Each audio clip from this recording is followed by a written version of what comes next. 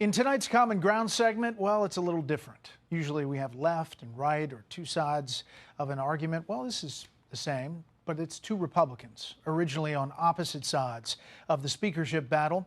Kentucky's James Comer is a staunch Kevin McCarthy supporter from the beginning, and Michael Cloud of Texas flipped to the McCarthy side on the 12th ballot today. Congressman-elect, you're not sworn in yet, but welcome and thanks for being here. Thank you. I wanted to play the moment there that you had your vote, and each flip of a vote had a standing ovation mostly throughout the day. Take a listen. Cloud.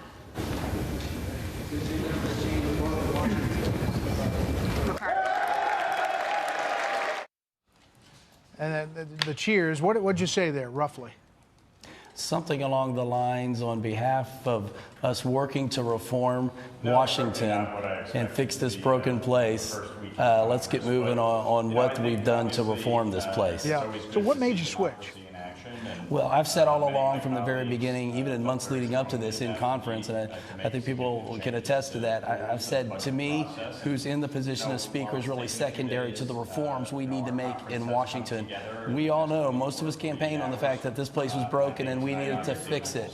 And so us coming together and being able to work toward real reforms that we'll be able to work toward many of the things that we've campaigned on for many years.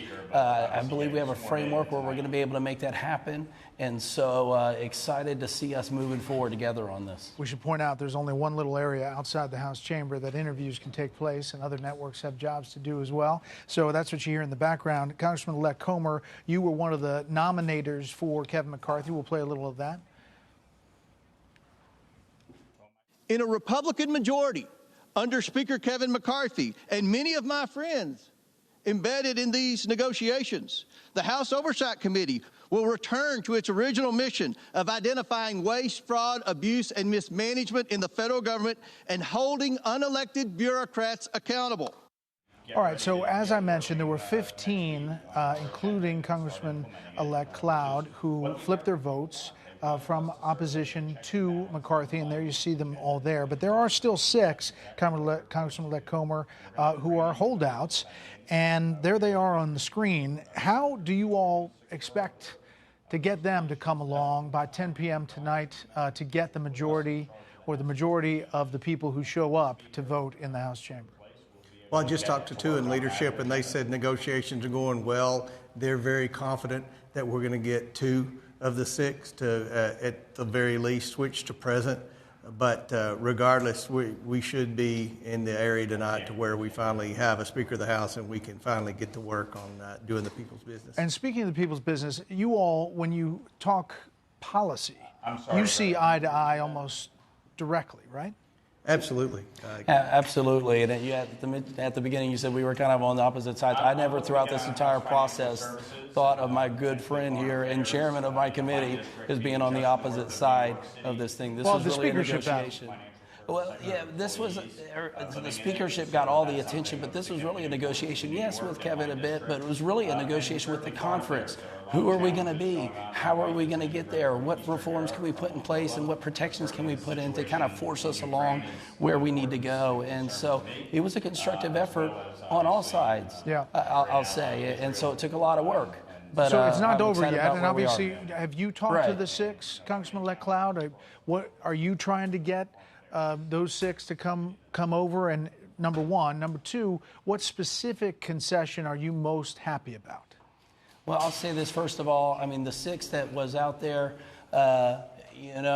many of them really vocal at the beginning, created the negotiating space, so to speak, for us to be able to kind of push some of these reforms. So I hope people recognize the work that was done there as well as everybody else so many people who I haven't seen who work to kind of bring things together, bring people together, many discussions on the floor and around the floor and all those kind of things. Yeah. So there's a lot of stuff. I mean, we've talked all the time about needing to read the bills, about us having maybe bills that are kind of have a narrower focus. They aren't like this omnibus thing. And so we got some structures in place to kind of put us along that.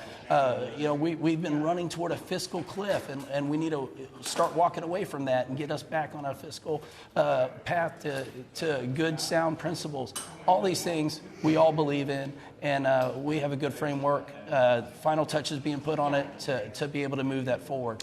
Congressman-elect Comer, I know you're anxious to start investigations and oversight, and you all will work together on that.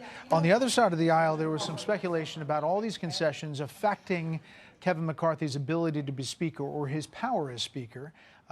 Take a listen. I'm desperately concerned, though, with all of the concessions that McCarthy has made to these hardliners, all with the object of giving him the title Speaker without the powers to conduct that office. This group can, essentially hold Kevin McCarthy hostage at any time. I know neither of you are fans of Adam Schiff, policy-wise, perhaps otherwise, but Congressman-elect Comer, what about what he said about the power of the speakership? Are you concerned? I am not. Republicans are different than Democrats. We're not going to operate like puppets on a string. This is a democracy. We are duly elected in all of our districts to come up and enact change. I think every American believes that this Congress is broken. So we're going to work together. And look, this isn't going to be a dictatorship like what the House had under Nancy Pelosi. And this is going to be 222 members working together. What the American people have witnessed over the last week happens often behind closed doors when Republicans are in control. Now, when Democrats are in control, Nancy Pelosi would come in and crack the whip and tell them how to vote. It's going to be a different day in Washington, and I appreciate what my friend Mike Cloud stands for. And I think that from this day forward, we're going to have a House of Representatives that's back, getting the backs of the American taxpayers and doing what the working men and women of America want us to do. So there's not going to be any hard feelings here, even though there was a lot of rhetoric going back and forth. No hard feelings. There were one or two that may have crossed the line, but certainly not Representative Cloud or Byron Donalds or any of the ones that switched today. And I think we're going to get a couple of more. It's tough to get to 218. A lot of people in my district called and said they supported people like Jim Jordan or whatever. But at the end of the day, Kevin McCarthy was really the only one that had any measurable amount of votes that was seeking the speakership. The reason that is because it's a very difficult job. So Kevin McCarthy's biggest job as Speaker is going to be to try to get to 218. And we have a lot of tough challenges ahead.